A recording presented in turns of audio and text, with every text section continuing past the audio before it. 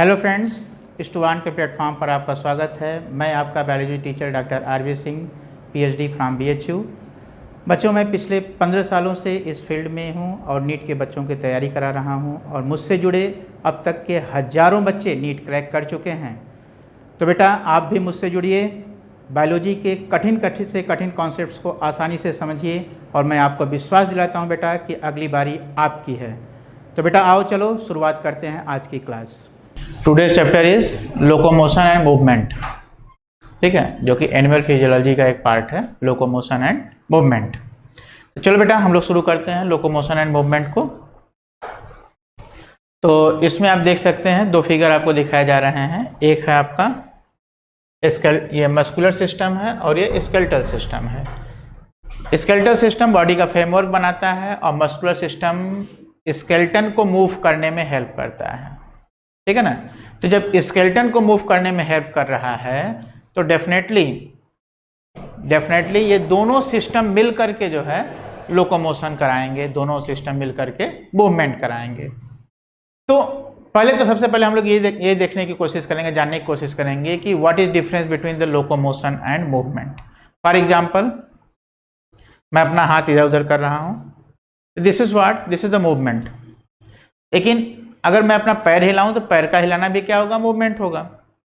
लेकिन अगर हम जो है अपने पैरों की हेल्प से, अपने हाथ की हेल्प से कहीं अगर चल करके अपनी लोकेशन को बदल देते हैं, अपने पोजीशन को बदल देते हैं, तो this will be known as what, locomotion, ठीक है ना। इसे क्या कहेंगे हम लोग, लोकोमोशन कहेंगे। तो डिफिनेशन बहुत सिंपल होती है कि किसी भी जो है अगर आर्गन को, ठीक है, अगर हम टू एंड फ्रो मूव कराते हैं, दिस इज व्हाट, मूवमेंट।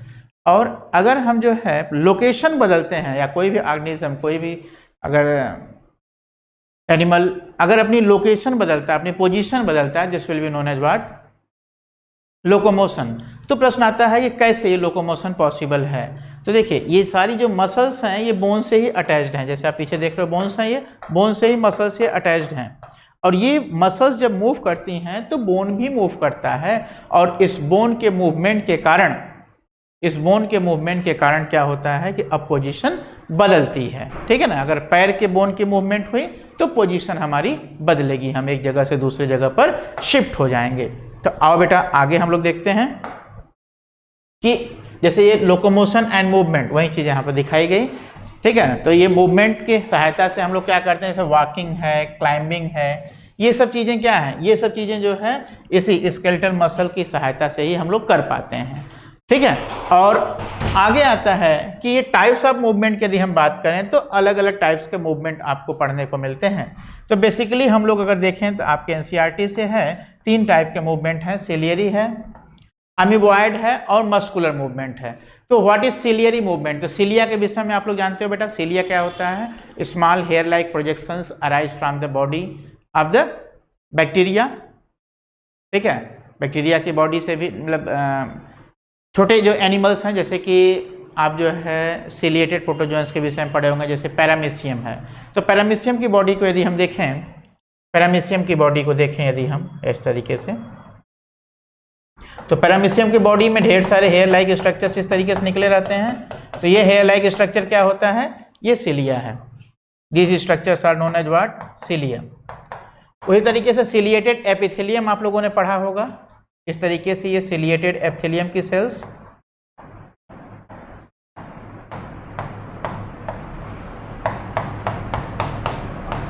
तो ये इनके ऊपर भी इस तरीके से प्रोजेक्शंस निकले रहते हैं, these are known as what, cilia. ये सिलिया जो है, सिलिया जब मूव करती है तो निश्चित रूप से मटेरियल का मूवमेंट होता है या तो ऑर्गेनिज्म का मूवमेंट होता है। अगर हम इस पैरामीशियम की बात करें तो सिलिया के मूवमेंट से ये पैरामीशियम पानी में तैर सकता है, ठीक है। और अगर हम एनिमल बॉडी की बात करें, खासकर अपनी बॉडी की बात करें, तो हमारी बॉडी में भी सिलिएटेड एपिथेलियम है, जो सिलिएटेड एपिथेलियम मटेरियल को मूव कराता है। फॉर एग्जांपल सपोज करिए अगर कोई मटेरियल यहाँ पर है ऐसे, तो ये सिलिया अगर इस डायरेक्शन में बीट करेंगी तो मटेरियल का मूवमेंट भी इस डायरेक्शन में होगा। अगर सिलिया अपोजिट डायरेक्शन में मूव करेंगी तो मटेरियल का मूवमेंट भी अपोजिट डायरेक्शन में होगा। इट मीन्स मटेरियल का मूवमेंट कैसे हो रहा है, by the movement of cilia, cilia के मूवमेंट से मटेरियल का मूवमेंट हो रहा है। तो इतनी बात क्लियर हो गई बेटा। अब हम ये देखते हैं कि सिलेटेड एपिथेलियम हमारी बॉडी में है कहाँ पर, तो जैसे ट्रैकिया है, हमारा ट्रैकिया में है, ठीक है ना। इसके अलावा कहाँ है, स्पर्म डक्ट हो गया, स्पर्म डक्ट के अलावा जो है फैलोपियन ट्यूब हो गया। इन सब जगहों पर जैसे स्पर्म के मूवमेंट में, ओवम के मूवमेंट में, इन सबों में जो है, या हमारे जो है ट्रैकिया से म्यूकस के मूवमेंट में, इन सबों के मूवमेंट में ये सिलियरी मूवमेंट काम आता है, ठीक है। तो आओ आगे हम लोग देखते हैं बेटा कि ये क्या कह रहा है सिलियरी मूवमेंट को। A type of movement occurs in organ lined by ciliated epithelium. Okay बेटा, सिलिएटेड एपिथेलियम जहां जहां होता है वहां पर सिलिएटेड एपिथेलियम में जो मूवमेंट होता है that is what, that is the ciliary movement. Okay बेटा, ये क्या करता है, this help to trap the dust particles. Dust particle को इनहेलेशन के दौरान जो डस्ट पार्टिकल्स हमारे सांस के साथ अंदर आने की कोशिश करते हैं, उन्हें ट्रैप करके उन्हें बाहर निकालने का काम करते हैं। Also help in movement of ओवा, क्योंकि ये फैलोपियन ट्यूब में होता है तो फैलोपियन ट्यूब में ओवम के मूवमेंट में भी हेल्प करेगा, ठीक है, जो मैंने पहले ही आपको बताया। इसके अलावा अमीबॉइड मूवमेंट की बात आती है तो अमीबॉइड, अमीबा का शेप आप लोग जानते हो, इर्रेगुलर शेप का ऑर्गेनिज्म है ये, ठीक है ना। तो ये क्या हो गया, ये अमीबा हो गया। अब ये अमीबा क्या करेगा कि अमीबा में ये स्यूडोपोडिया होती है,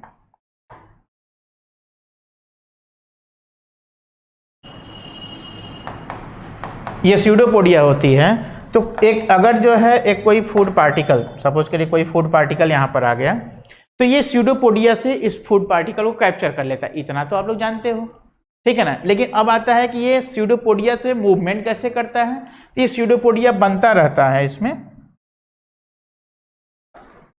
स्यूडोपोडिया बनता रहता है और ऑर्गेनिज्म में जो है मूवमेंट होता रहता है। जैसे ये ऐसे एक्सटेंड कर गया, एक्सटेंड करने के बाद फिर ये अपना शेप ले लिया, तो पोजीशन ऑर्गेनिज्म की बदलती रहेगी। स्यूडोपोडिया के एक्सटेंशन के कारण जो है पोजीशन ऑर्गेनिज्म की बदलती रहेगी, तो इसे हम लोग क्या कहते हैं, स्यूडोपोडियल मूवमेंट। लेकिन हमारी बॉडी में स्यूडोपोडियल मूवमेंट कहाँ पर काम करता है, तो ये इम्यून सिस्टम की सेल्स जो कि फैगोसाइटोटिक नेचर की होती हैं, जो कि पैथोजन को खाने का काम करती हैं पकड़ करके, जैसे मैंने अभी आपको दिखाया था, जैसे माइक्रोफाजेस, ठीक है, ल्यूकोसाइड्स या न्यूट्रोफिल्स। इन सबों में क्या होता है कि ये अमीबॉइड मूवमेंट शो करते हैं with the help of their pseudopodia. Okay बेटा, इतनी बात क्लियर हो गई आपको। तो चलो, तो ये सिलियरी मूवमेंट क्लियर हो गया, और ये pseudopodial movement means amoeboid movement clear हो गया। चलो आगे हम लोग बढ़ते हैं, अगला देखते हैं हम लोग मस्कुलर मूवमेंट। तो मस्कुलर मूवमेंट की यदि हम बात करें तो यहाँ पर आता है कि मसल द्वारा मूवमेंट। तो जैसा मैंने अभी आपको पहले ही फिगर में दिखाया था फर्स्ट स्लाइड में कि हमारी बॉडी में जो स्केलेटल मसल होता है वह स्केलेटल मसल स्केलेटन से जुड़ा हुआ है। इसके अलावा एक मसल होता है जो कि हमारी बॉडी की में इंटरनल आर्गन को, वाइटल आर्गन्स को बनाता है, और उन वाइटल आर्गन्स को जैसे कि लिवर, इंटेस्टाइन को बनाने वाला, स्टमक को बनाने वाला, तो इन सबों को बनाने वाला या यूरिनरी ब्लैडर को बनाने वाला जो मसल है वो अलग है, और उसे हम लोग क्या कहते हैं, उसे हम लोग कहते हैं स्मूथ मसल, अनस्ट्रिएटेड मसल या स्मूथ मसल कहते हैं, ठीक बेटा। और तीसरा आता है हमारा कार्डियक मसल होता है। कार्डियक मसल कौन सा मसल होता है, जो कि हमारे सिर्फ और सिर्फ हार्ट की वाल में पाया जाता है। तो ये तीन तरह की मसल्स हमारी बॉडी में पाई जाती हैं, और ये तीनों तरह की मसल्स में मूवमेंट होता है। कैसे होता है यह जानने के लिए सबसे पहले तो हम लोग देखेंगे कि ये मसल है क्या। तो मसल को अगर हम देखें, देखो इसमें लिखा है ना कि muscular movement is observe in the tongue, jaw and limbs, इन सब जगहों पर होता है।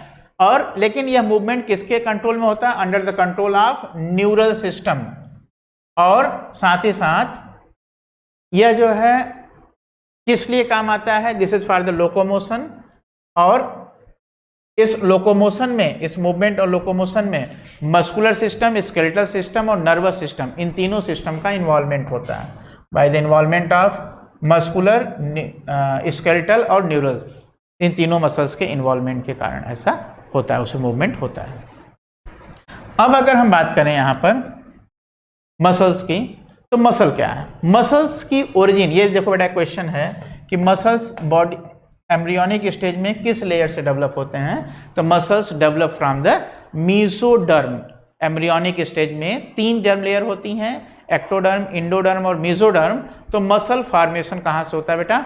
मीसोडर्म से होता है। मसल फॉर्मेशन मीसोडर्म से होता है, ठीक है। और it involves in the movement of body, body movement में ये इन्वॉल्व होते हैं। आओ हम लोग देखते हैं यहाँ पर फिगर देखो बेटा कि ये तीनों तरह की मसल जिनके विषय में भी मैंने बताया आपको कि स्केलेटल मसल, विसरल मसल्स और कार्डियक मसल्स, ये तीनों तरह की मसल्स को यहाँ पर दिखाया गया है। अगर हम देखें ये तो देखिए ये हार्ट हो गया हमारा, हार्ट की वॉल में पाया जाने वाला ये मसल कार्डियक मसल। ये क्या हो गया? ये स्केलेटन है, स्केलेटन में लगा हुआ मसल ये स्केलेटल मसल्स, ठीक है। और ये जो है ये वाइटल ऑर्गन जैसे स्टमक, इंटेस्टाइन वगैरह में पाए जाने वाला ये स्मूथ मसल्स हैं, ठीक है। तो आप जानते हो ये स्केलेटल मसल्स कैसा है? ये ब्रांच्ड है, सॉरी ये कार्डियक मसल्स कैसा है बेटा? ये ब्रांच्ड है, इसमें ब्रांचिंग दिखाई दे रही है हमको, ठीक है ना, इसमें ब्रांचिंग दिखाई दे रही है।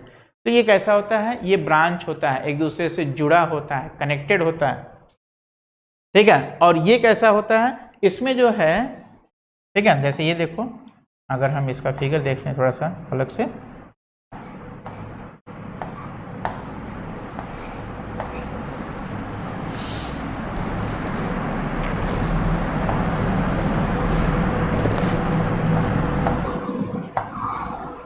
ठीक है।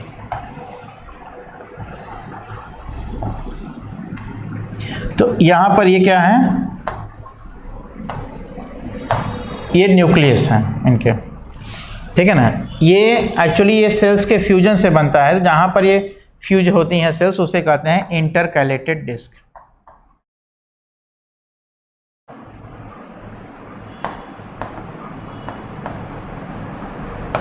इंटरकैलेटेड डिस्क कहते हैं, ठीक है ना। और ये क्या होते हैं? इसके न्यूक्लियस होते हैं, दीज आर न्यूक्लियाई।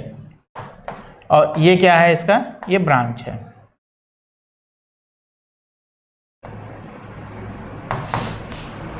इसे क्या कहते हैं हम लोग बेटा? ब्रांच कहते हैं। तो ये तो हमारा कार्डियक मसल हो गया। इसमें भी स्ट्रिएशंस पाए जाते हैं,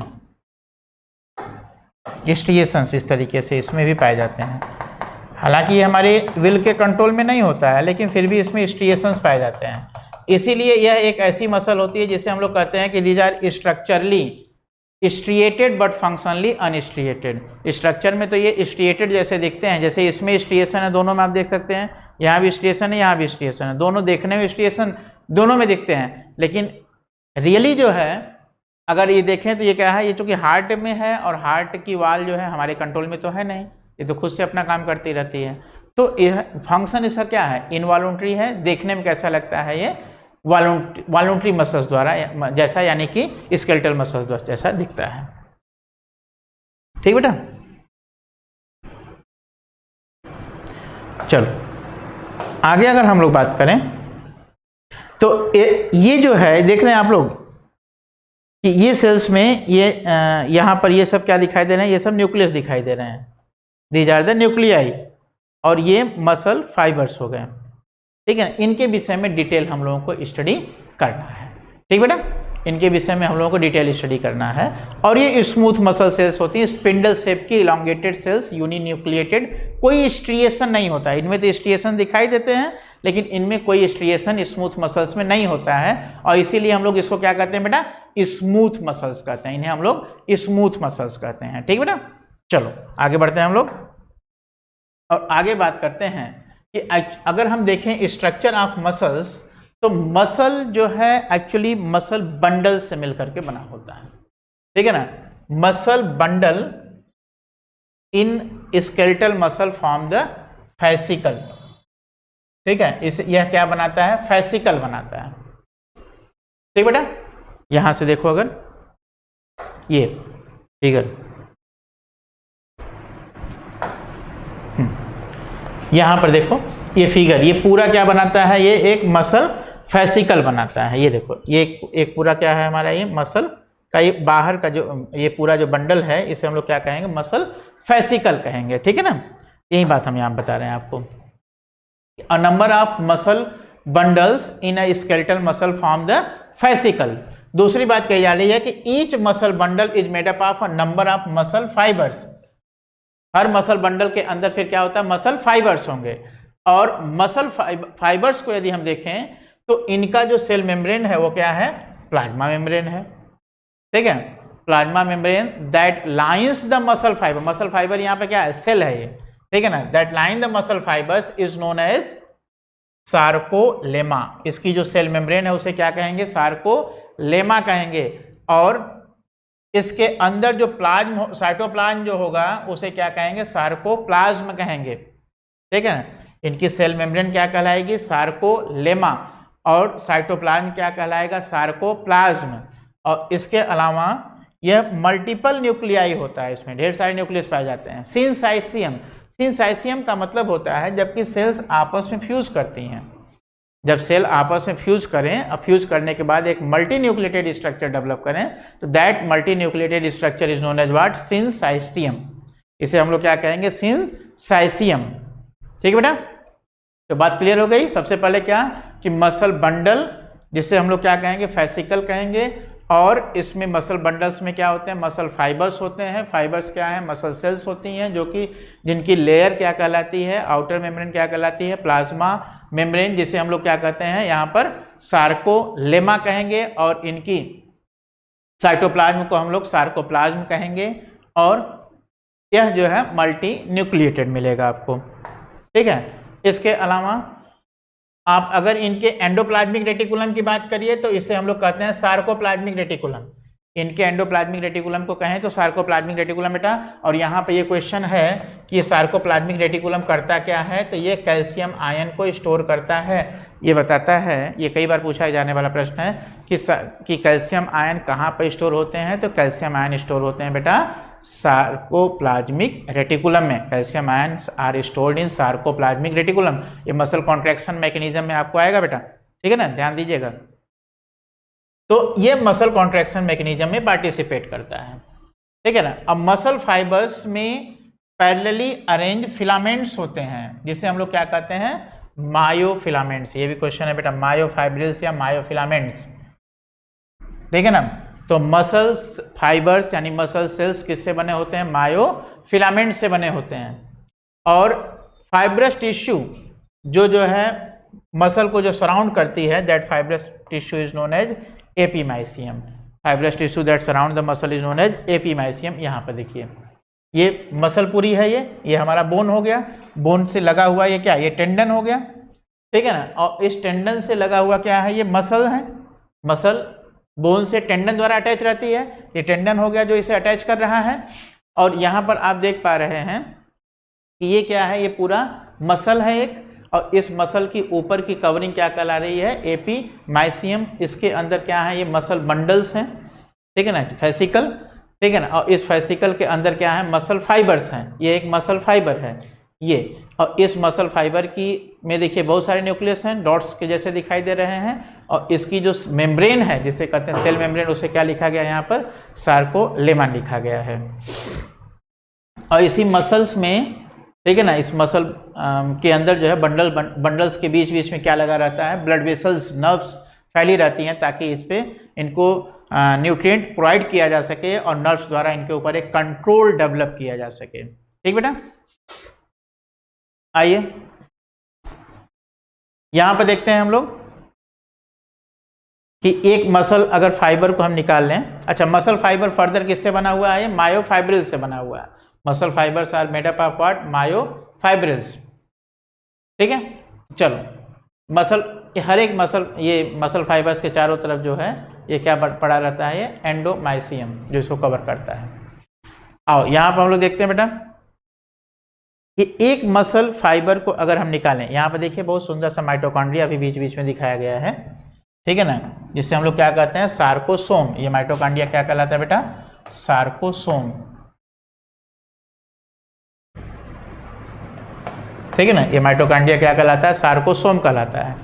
इसमें देखिए आप, तो ये इसमें क्या है, मायोफाइब्रिल्स होते हैं। एक मसल सेल को दिखाया गया कि इसमें क्या है, बहुत सारे मायोफाइब्रिल्स होते हैं। जो मायोफाइब्रिल्स, ठीक है ना, जो मायोफाइब्रिल्स साइटोप्लाज्म में अरेंज रहते हैं।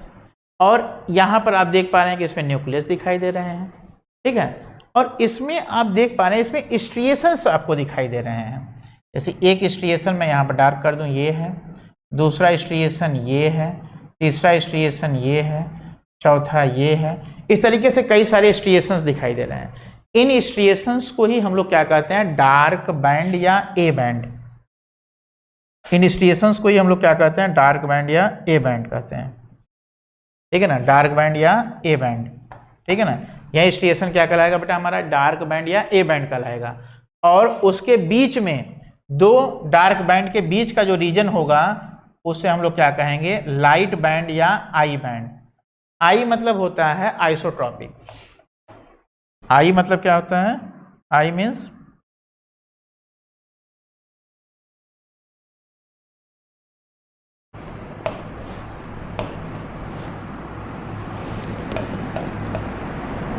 I means isotropic।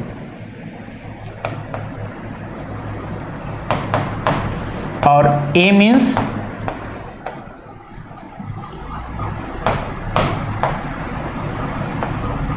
anisotropic।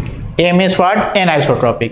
ठीक है, तो अब हम यहां बात कर रहे हैं बेटा, अब एक एक अगर हम मायोफाइब्रिल को देखें तो हर मायोफाइब्रिल में क्या मिलेगा आपको, ये मिलेगा दो जोन मिलेगा। इसमें जो है इस मायोफाइब्रिल्स के अंदर मायोफिलामेंट्स अरेंज रहते हैं। ठीक है ना, जैसे देखिए यहाँ पर आपको दिख जा रहा है थिक एंड थिन फिलामेंट्स दिखाई दे रहे हैं आपको। जैसे ये थिक फिलामेंट है और ये थिन फिलामेंट है, ये दो शब्द दिखाई दे रहे हैं आपको, थिक और थिन फिलामेंट। ये आपका थिन फिलामेंट हो गया और ये आपका थिक फिलामेंट हो गया। ये थिक और थिन फिलामेंट्स, थिक फिलामेंट को हम लोग बोलते हैं मायोसिन फिलामेंट और थिन फिलामेंट को हम लोग बोलते हैं क्या, एक्टिन फिलामेंट। यहाँ पर आपको ध्यान देने की जरूरत है, एक अगर मसल सेल लें, मसल फाइबर लें, तो उसके अंदर हमें क्या मिलेगा, ढेर सारे मायो फिलामेंट्स मिलेंगे। ठीक है, मायोफाइब्रिल्स मिलेंगे सभी। ठीक है ना, इसके अंदर क्या मिलेंगे, हमें मायोफाइब्रिल्स मिलेंगे। अब एक मायोफाइब्रिल को अगर हम उठा करके देखें तो उसमें हमें क्या मिलेगा, सार्कोमियर मिलेगा। ये सार्कोमियर क्या चीज़ है, ठीक है ना। अगर आप इसमें देखिए, ये आपका एक मायोफाइब्रिल है, इस मायोफाइब्रिल में अगर अरेंजमेंट आप देखिए, यही कॉन्ट्रैक्टाइल यूनिट है, तो इसमें अगर आप अरेंजमेंट देखेंगे तो इसमें ये थिक और थिन दो फिलामेंट से मिलकर के बना होता है। थिक और थिन दो फिलामेंट से मिलकर के बना होता है, जिसमें से थिन फिलामेंट को हम लोग एक्टिन कहते हैं और जबकि थिक फिलामेंट को हम लोग मायोसिन कहते हैं। थिन फिलामेंट को एक्टिन कहेंगे, थिक फिलामेंट को मायोसिन कहेंगे। इन शब्दों को ध्यान देंगे आप, ठीक है। अब देखिए यहाँ पर थिक और थिन मायोफिलामेंट्स का अरेंजमेंट कैसे है, तो यहाँ पर आपको ग्रीन लाइन और डार्क लाइंस दिखाई दे रही हैं, ठीक है ना। तो जो ग्रीन लाइंस हैं वो आपको क्या दिखाती हैं, वो है थिन फिलामेंट, वो पतली दिखाई भी गई हैं, ठीक है। और वहीं पर जो डार्क लाइंस हैं ये क्या दिखाई दे रही हैं, ये दिखा रही हैं आपको थिक फिलामेंट को। तो थिक और थिन फिलामेंट इस तरीके से अरेंज रहते हैं कि a thick filament is surrounded by two thin filament. एक थिक फिलामेंट जो है दोनों तरफ से दो थिन फिलामेंट द्वारा सराउंडेड है और एक थिन वाला भी दोनों तरफ से थिक द्वारा सराउंडेड है। यानी कहने का मतलब कि each are surround by other, मतलब थिक वाला दोनों तरफ से थिन से सराउंडेड है और थिन फिलामेंट जो है दोनों तरफ से थिक से सराउंडेड है, ठीक है। इस तरीके से ये दोनों अरेंज है। तो अब चलो बेटा देखें आगे। अब इसमें जो थिन फिलामेंट होते हैं वे आपस में एक जगह पर ये क्रॉस ब्रिज बनाते हैं, क्रॉस बनाते हैं। इसे हम लोग, ये जिगजैग लेयर बनाता है, ये जिगजैग, इस तरीके से ये जिगजैग लेयर बनता है जिसका अपीयरेंस जो है जेड जैसा है, इसलिए हम लोग इसको क्या कहते हैं, जेड लाइन कहते हैं। इसे हम लोग क्या कहेंगे, जेड लाइन कहेंगे। तो ये जेड डिस्क या जेड लाइन जो है वो दो मिलेगा आपको, एक यहाँ मिलेगा और थोड़ी दूरी पर फिर आपको मिलेगा। तो दो जेड लाइन के बीच का जो एरिया होता है, a region between two Z lines, ये दो जेड लाइन के बीच का जो रीजन होगा, इस रीजन को हम लोग क्या कहते हैं, इस रीजन को हम लोग कहते हैं सार्कोमियर। दो जेड लाइन के बीच का जो रीजन है उसे हम लोग क्या कहेंगे, सार्कोमियर सार्कोमियर कहेंगे। इस सार्कोमियर में 2 जोन आपको देखने को मिलेगा,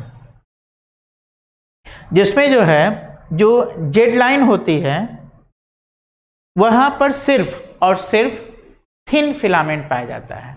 जेड लाइन पर सिर्फ और सिर्फ थिन फिलामेंट पाया जाता है, इसलिए उसका अपीयरेंस एक जैसा होता है और हल्का होता है, लाइट होता है, और इसे हम लोग क्या कहते हैं, आई बैंड या आइसोट्रॉपिक बैंड के नाम से जानते हैं।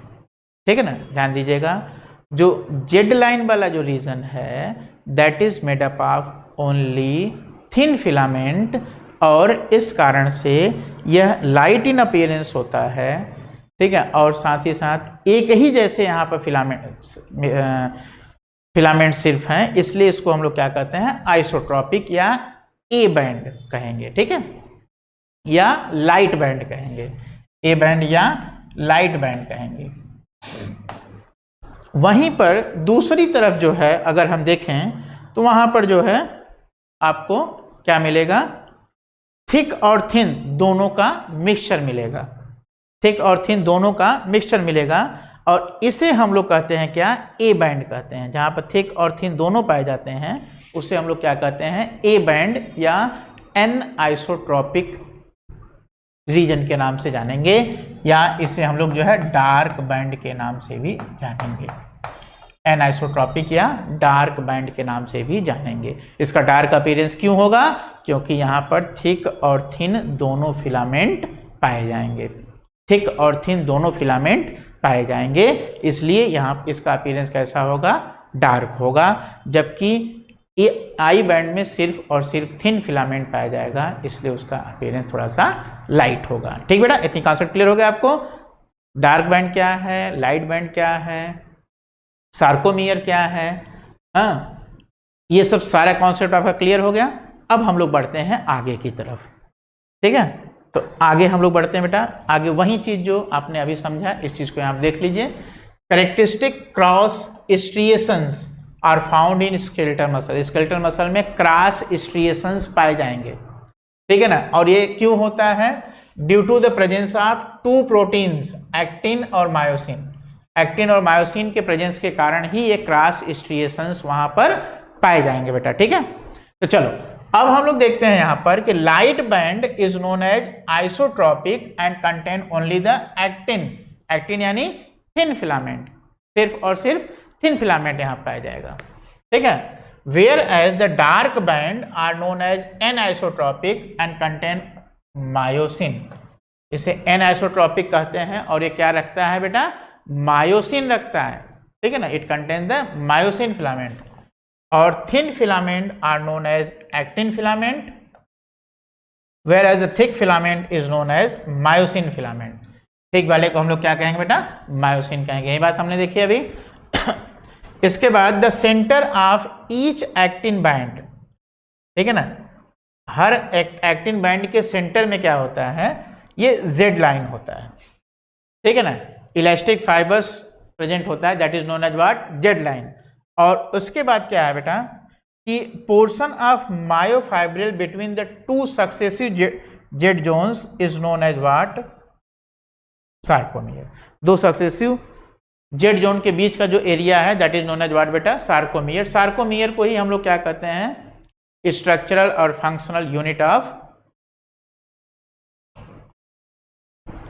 मसल्स। मसल्स की फंक्शनल यूनिट होती है, this is the functional unit of muscles.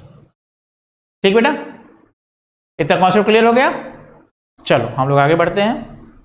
आगे वही चीज यहां पर आप देखेंगे इस रूप में, जैसे जिसमें आपको जो है आगे सीखना है, पढ़ना है कैसे क्या होता है मसल कॉन्ट्रैक्शन मैकेनिज्म।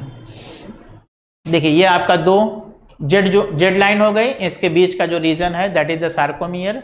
अब इसी को जो है 2 जेड लाइन को यहाँ पर दिखाते हुए, ये जो है यहाँ पर सिर्फ और सिर्फ ये लाइट मतलब थिन फिलामेंट्स हैं, इसलिए ये जो है क्या बनेगा, ये लाइट बैंड बनेगा यहाँ से। ठीक है ना, ये चीज़ यहाँ पर दिखाई गई, ये लाइट बैंड बनेगा।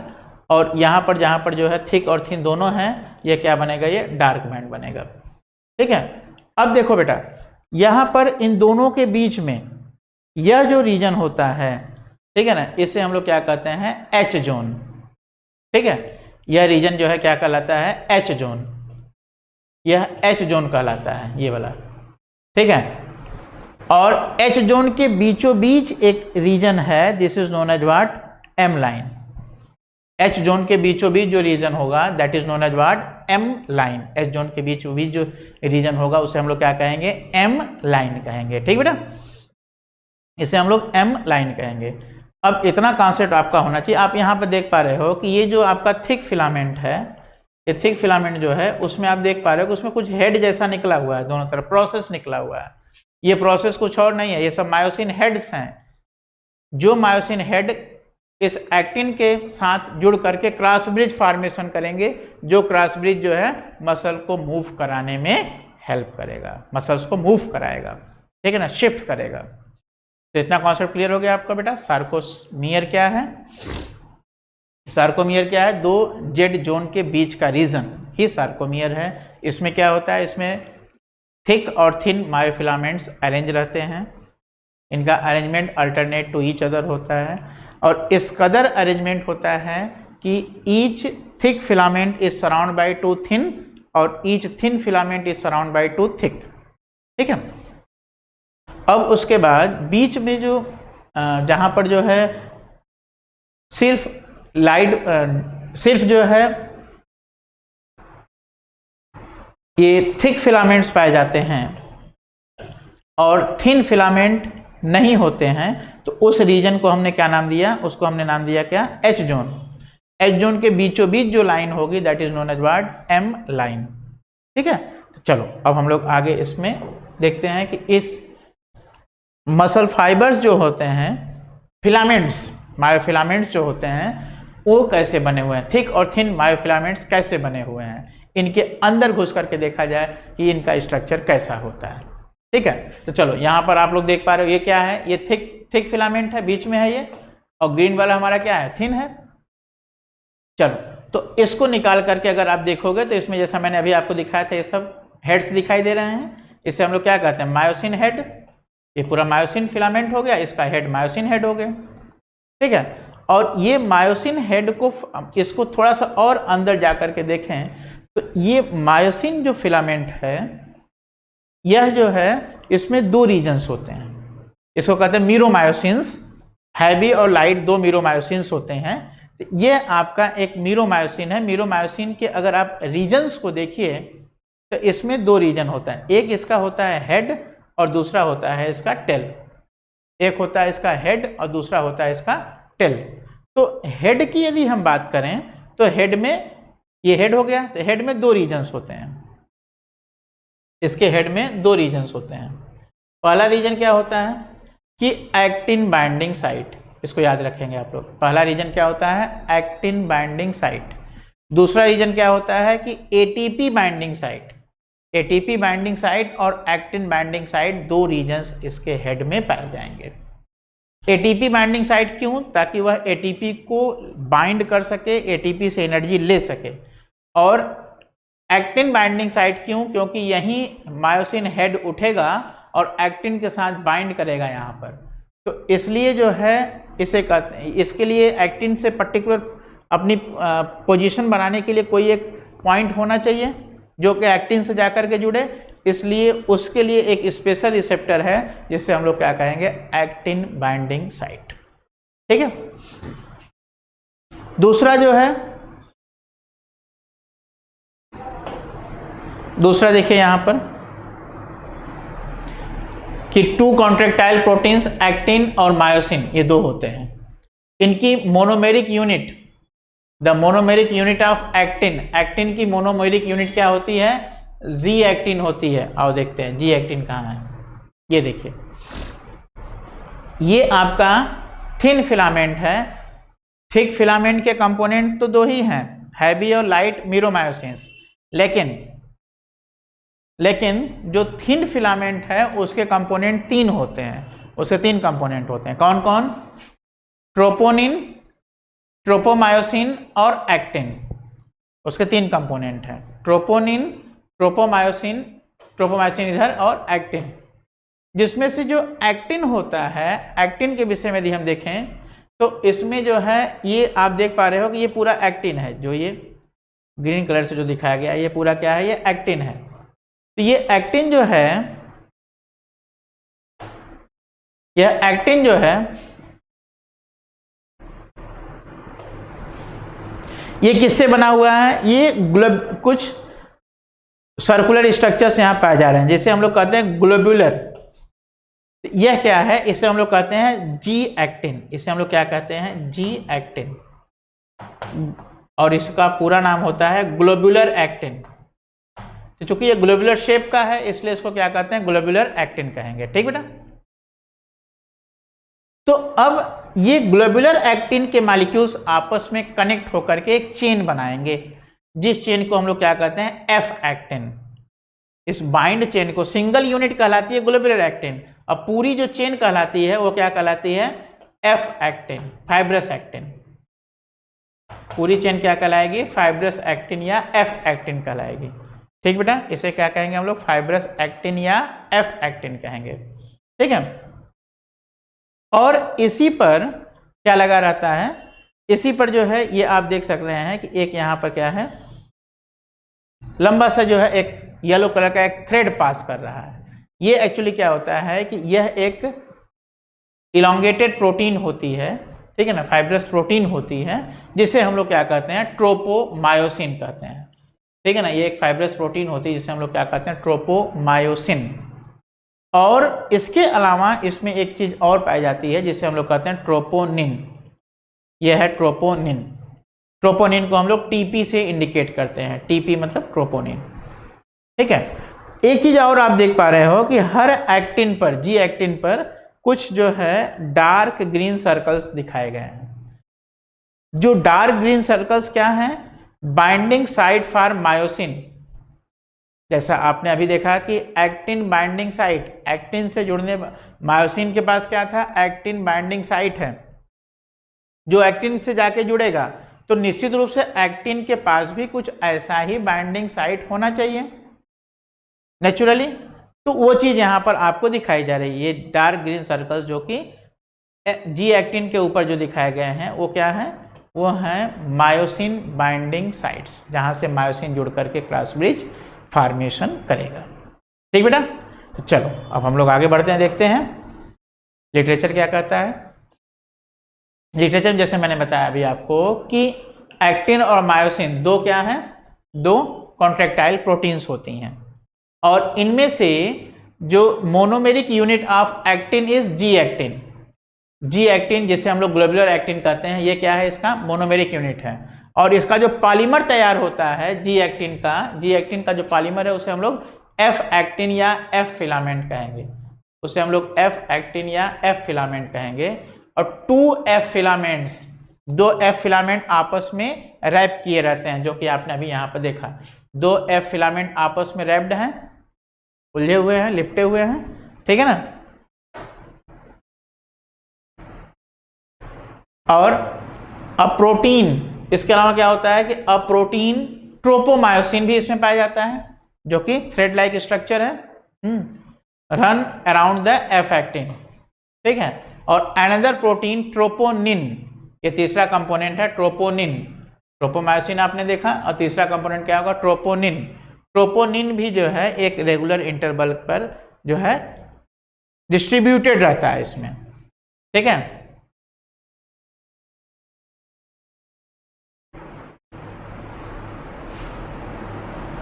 कहां पर, ऑन ट्रोपोमायोसिन। चलो अच्छा, अब इसके बाद अगर हम देखें मोनोमेरिक यूनिट ऑफ मायोसिन, अगर मायोसिन की बात करें तो मायोसिन की मोनोमेरिक यूनिट क्या कहलाती है, मीरोमायोसिन, जिसमें एक हेड और एक टेल है। Each meromyosin is divided into two parts, globular head और लॉन्ग टेल। ठीक है। और इस पर क्या होता है, एटीपेज एक्टिविटी के लिए साइट होता है, जिसको आपने लिखा क्या, एटीपी बाइंडिंग साइट। देखो यहाँ पर ये ग्लोबुलर एक्टिन हो गए, और उसके बाद ये फिलामेंटस, लॉन्ग फिलामेंटस स्ट्रक्चर जिसे कहेंगे क्या हम लोग, टेल। ठीक है। और इसके दोनों तरफ ये सब क्या होते हैं, हाँ, लाइट मीरोमायोसिन्स होते हैं। तो चलो भाई आगे बढ़ते हैं हम लोग। जब स्ट्रक्चर हमको क्लियर हो गया तो आगे हम लोग देखेंगे mechanism of muscle contraction, muscle contraction कैसे होता है, इसके मैकेनिज्म पर हम लोग चर्चा करेंगे अभी। ठीक बेटा, तो मसल कॉन्ट्रैक्शन मैकेनिज्म एक ये सुनने में तो ठीक है, लेकिन होता है थोड़ा सा कॉम्प्लेक्स मैकेनिज्म जिसको आपको समझना है और इसे याद भी रखना है, क्योंकि इससे संबंधित क्वेश्चन भी हम लोगों को करने हैं। तो चलो बेटा, यहाँ पर अगर हम बात करें तो मसल कॉन्ट्रैक्शन को एक्सप्लेन करने के लिए कौन सी थ्योरी है? Sliding filament theory. Sliding filament theory क्या करती है? वो उसी के द्वारा हम लोग मसल कॉन्ट्रैक्शन मैकेनिज्म को एक्सप्लेन करते हैं। Muscle contraction mechanism is explain with the help of a theory known as what? Sliding filament theory.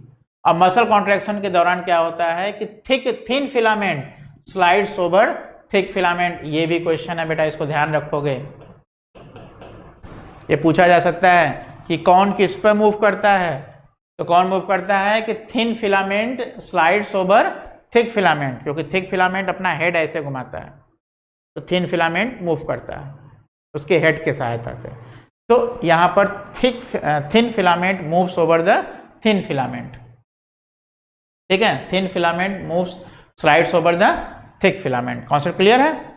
अच्छा, muscle contraction begins with the signal of transmission from the nervous system. Nervous system से motor nerve, किस nerve से? Motor nerve से, क्योंकि sensory nerve तो जो है message को रिसीव करने का काम करती है, और चूंकि मसल्स क्या है? ये रिस्पॉन्डिंग है, ये जो है इफेक्टर आर्गन्स हैं, ये अपना इफेक्ट दिखाते हैं। तो इफेक्ट दिखाने के लिए इनकी कनेक्टिविटी किससे होती है? मोटर नर्व के साथ होती है। इनकी कनेक्टिविटी किससे होती है? मोटर नर्व के साथ होती है। ठीक है ना? तो इसको हम लोग क्या कहते हैं कि motor neurons and muscle fibres is known as neuromuscular junction. जहां पर मोटर न्यूरॉन मसल फाइबर के साथ कनेक्ट होता है, that connection is known as neuromuscular junction. जहां पर मोटर नर्व मसल के साथ कनेक्ट होती है, मसल फाइबर के साथ नर्व कनेक्ट होती है, उस पॉइंट ऑफ कनेक्शन को हम लोग क्या कहते हैं? Neuromuscular junction. न्यूरो मतलब नर्व, मस्कुलर मतलब मसल, और जंक्शन मतलब जोड़, न्यूरोमस्कुलर जंक्शन। ठीक बेटा? और यहाँ पर जो है न्यूरोट्रांसमीटर भी रिलीज होता है, जैसे एसिटिलकोलिन है। हाँ, एसिटिलकोलिन एक तरह का क्या है? न्यूरोट्रांसमीटर है। न्यूरोट्रांसमीटर है जो कि जो है सार्कोलेमा में इम्पल्स को जनरेट करने में हेल्प करेगा, इम्पल्स को ट्रांसमिट करने में हेल्प करेगा, ट्रांसमिट करने में। ठीक है ना? आओ देखते हैं हम लोग यहाँ पर कैसे होता है काम। ठीक है, यहाँ पर आप देख पा रहे हो कि जैसे जो है इसको इम्पल्स मिला, ठीक है, जैसे इम्पल्स इसको मिला, तो इम्पल्स मिलते ही क्या होगा? यहां से कैल्शियम आयन रिलीज होना शुरू होते हैं। कैल्शियम आयन कहां पर है? सार्कोप्लाज्मिक रेटिकुलम में है। तो सार्कोप्लाज्मिक रेटिकुलम देखो यहाँ ना, action potential induces the sarcoplasmic reticulum to release out the calcium ion. ठीक है, कैल्शियम आयन का एक मेजर रोल होता है। जैसे ही न्यूरोमस्कुलर, जैसे ही जो है इम्पल्स मसल सेल में पहुंचते ही क्या होगा? नर्व इम्पल्स ट्रेवल करते हुए सार्कोप्लाज्म से चलेगी, सार्कोलेमा से चलेगी और जाकर के सार्कोप्लाज्मिक रेटिकुलम को स्टिमुलेट करेगी, सार्कोप्लाज्मिक रेटिकुलम को स्टिमुलेट करेगी ताकि जो है वो कैल्शियम आयन को रिलीज करें। और जैसे ही कैल्शियम आयन रिलीज होगा वहां से, ये कैल्शियम आयन जाएगा किसके साथ बाइंड करेगा? ट्रोपोनिन के साथ। ठीक है, टीपी, स्पेशली उसमें टीपीसी होता है। तो calcium ion binds with the troponin, troponin के साथ कैल्शियम आयन बाइंड होता है। और जो ट्रोपोनिन कहाँ प्रेजेंट है? एक्टिन फिलामेंट पर है, थिन फिलामेंट पर प्रेजेंट है, उसके साथ बाइंड होगा। और साथ ही साथ क्या करेगा कि मायोसिन बाइंडिंग साइट को ओपन कर देगा। ठीक है ना, मायोसिन बाइंडिंग साइट को ओपन कर देगा। पीछे अगर आप जाइए थोड़ा, आप ये देखिए, यहाँ पर जो है ये ट्रोपोनिन के साथ जुड़ेगा। ये टीपी मतलब मीन्स ट्रोपोनिन, कैल्शियम आयन जब आकर के ट्रोपोनिन के साथ जुड़ेगा तो जुड़ते ही इसके पोजीशन को चेंज करेगा। तो जो मायोसिन बाइंडिंग साइट पर देख रहे हैं आप लोग क्या लगा हुआ है? मायोसिन बाइंडिंग साइट पर ट्रोपोमायोसिन लगा हुआ है, पूरा फैला हुआ है। तो इस ट्रोपोमायोसिन पर चूंकि ये ट्रोपोनिन प्रेजेंट है और ट्रोपोनिन कैल्शियम आयन पा करके जैसे शिफ्ट करेगा, घूमेगा, वैसे ही जो है ये मायोसिन बाइंडिंग जो साइट्स हैं वो फ्री हो जाएंगे, मायोसिन बाइंडिंग साइट्स इसके फ्री हो जाएंगे। और जैसे ही मायोसिन बाइंडिंग साइट्स इसके फ्री होंगे, ठीक है, जैसे मायोसिन बाइंडिंग साइट इधर से फ्री हो रहे हैं और दूसरा काम क्या हो रहा है साइमल्टेनियसली कि एटीपेज एक्टिविटी भी यहाँ पर चलेगी। ATPase activity of myosin, myosin head में जो एटीपी बाइंडिंग साइट है वहाँ पर एटीपी ब्रेक होगा। एटीपेज एक्टिविटी का मतलब कि एटीपी को ब्रेक करके वहाँ से एनर्जी को प्रोड्यूस करना, ठीक है ना। और इससे क्या होगा कि जो एनर्जी प्रोड्यूस होगी वह एनर्जी जो मायोसिन हेड है उस एनर्जी को यूज करके अपना हेड उठाएगा और जाकर के क्रॉस ब्रिज फॉर्मेशन करेगा, ठीक है। आओ हम लोग देखते हैं यहाँ पर कि यहाँ पर जो है एटीपी इसने खर्च किया और एटीपी खर्च करके इसने अपना हेड उठाया, एटीपी इसने खर्च किया, ठीक है ना, और एटीपी खर्च करके अपना जो है हेड ये उठाना शुरू करेगा, ठीक है ना।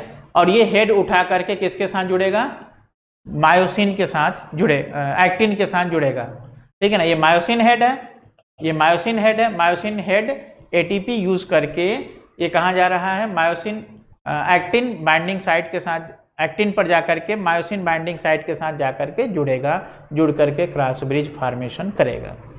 फिर से एक बार ध्यान दीजिएगा, जैसे ही सार्कोप्लाज्मिक रेटिकुलम से कैल्शियम आयन रिलीज हुए, कैल्शियम आयन कब रिलीज हुए, जबकि इम्पल्स वहां पर पहुंचा मसल्स में, मसल्स जब जो है डिपोलराइज हुई तो वहां से जो है स्टिमुलस पहुंचा सार्कोप्लाज्मिक रेटिकुलम को, सार्कोप्लाज्मिक रेटिकुलम ने कैल्शियम आयन निकाला। वो कैल्शियम आयन जाकर के सीधे ट्रोपोनिन से बाइंड करेंगे। ट्रोपोनिन कैल्शियम आयन से बाइंड करके अपनी पोजीशन को चेंज करेगा।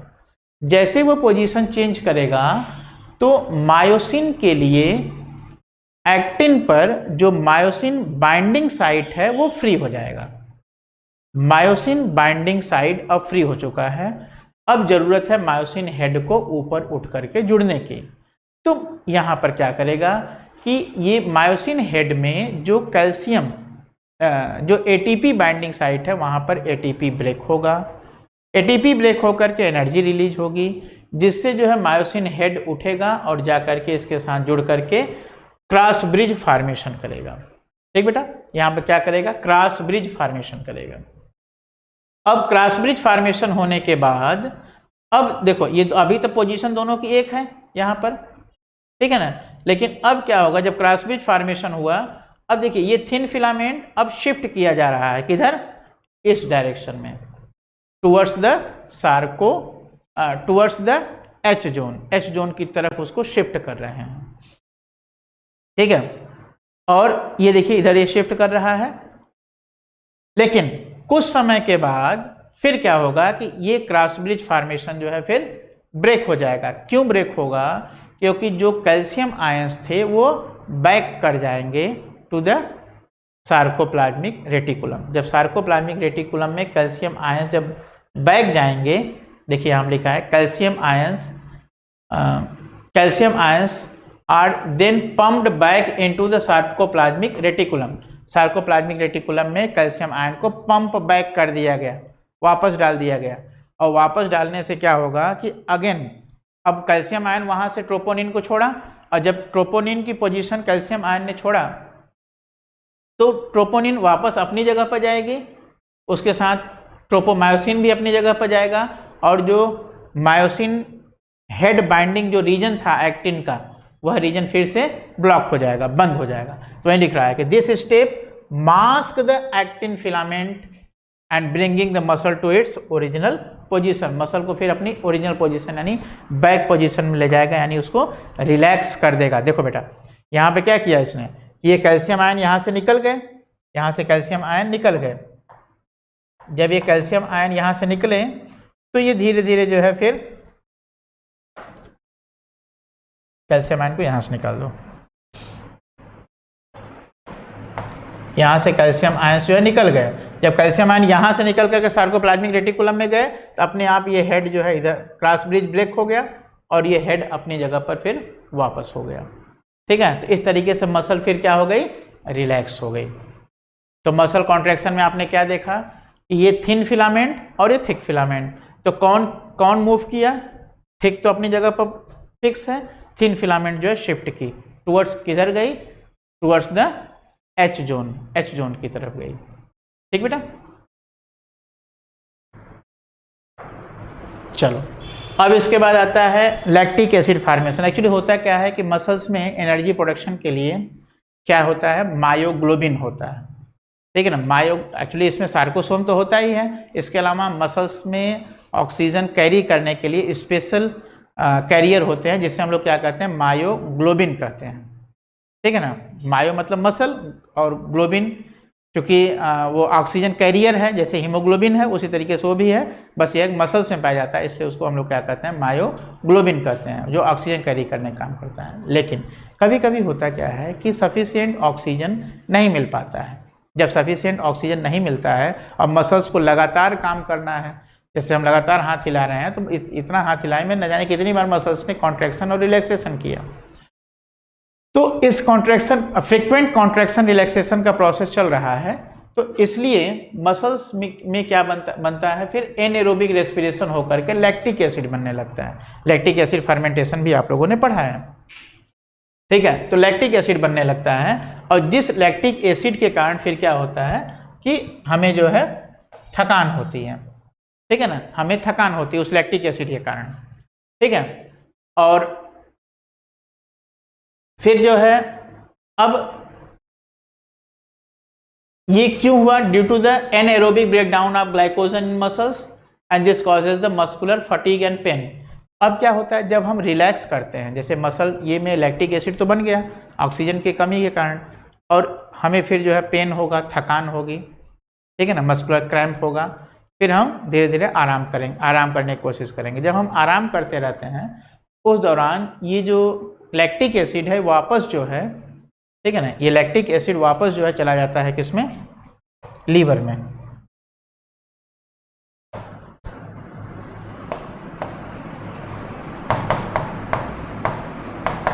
ये लैक्टिक एसिड फिर कहाँ चला जाता है, लीवर में, और लीवर में जाकर के एक साइकिल चलती है, कोरी साइकिल जिसे हम लोग कहते हैं, और कोरी साइकिल में ये फिर वापस ग्लाइकोजन में बदल जाता है।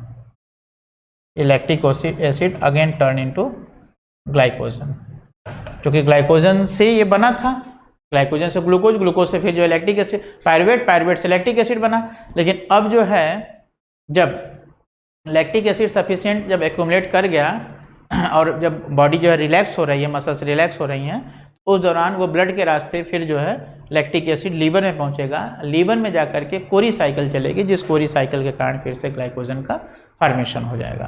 ठीक है ना, तो चलो बेटा इतना आज हम लोगों ने देखा, हाँ, और अभी हम देखते हैं कितना आप लोगों ने सीखा। ठीक है ना, ये जानने के लिए चलिए आपके सामने एक क्वेश्चन है, इसका जवाब जल्दी से दीजिए आप लोग, मुझे पता चले कितना आप लोगों ने सीखा आज। तैयार हैं आप लोग ना?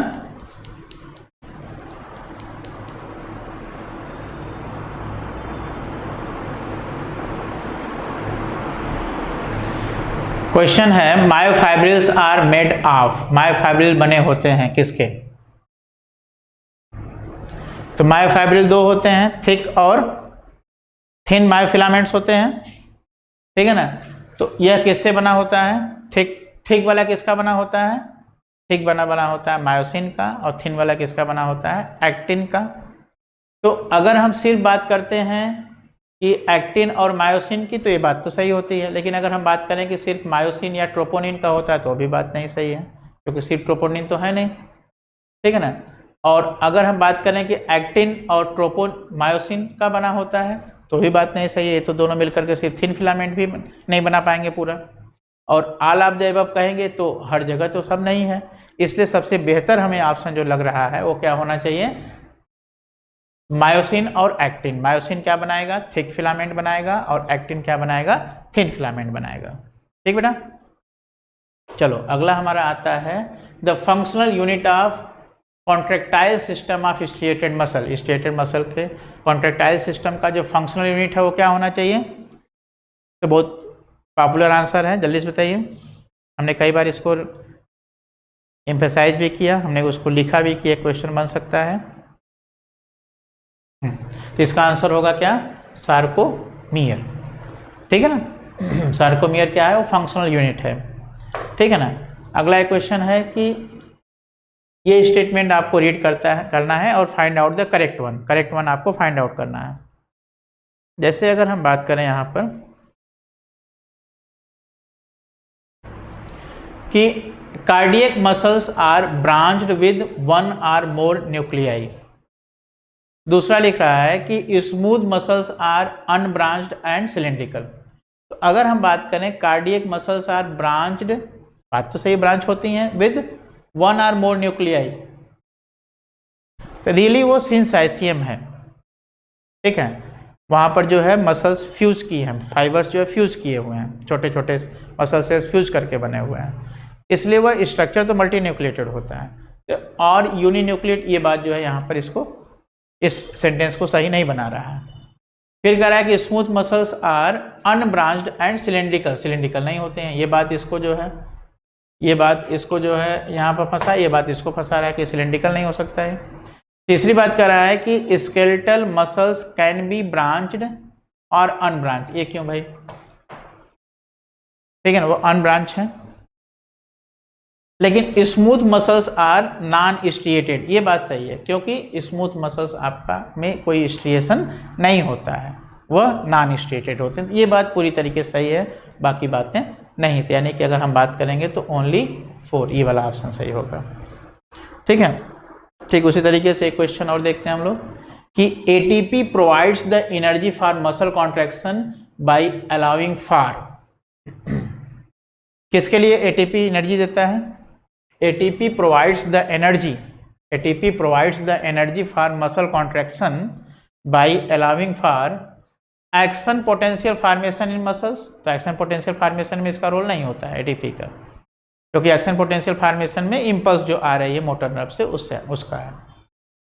दूसरा है कि क्रॉस ब्रिज डिटैचमेंट, डिटैचमेंट ऐसा नहीं है, डिटैचमेंट नहीं, ये बल्कि अटैचमेंट में हेल्प करता है। ठीक है, और cross bridge attachment of myosin to actin और रिलीज ऑफ कैल्शियम आयन, तो नहीं, एटीपी जो है कैल्शियम आयन रिलीज करने में हेल्प नहीं करता है। एटीपी किस में हेल्प करता है? Cross bridge attachment of myosin to actin, myosin को एक्टिन से अटैचमेंट करने में हेल्प करता है। ठीक है, तो इस तरीके से हम लोगों ने देखा यहाँ पर। ठीक है, इससे संबंधित कुछ क्वेश्चंस भी हम लोगों ने किए और आई होप आप लोगों ने इस लेक्चर को एंजॉय किया होगा, इसमें कुछ नई चीज़ें सीखी होंगी और हम लोग इस पे क्वेश्चंस भी आपको देने जा रहे हैं। You be ready, solve the questions. हाँ, और मेरे साथ इतने देर तक जुड़े रहने के लिए बहुत बहुत धन्यवाद आप लोगों को। Now in the next class means tomorrow again we will discuss the rest part of this chapter. Rest part of the chapter हम लोग डिस्कस करेंगे इन द नेक्स्ट क्लास।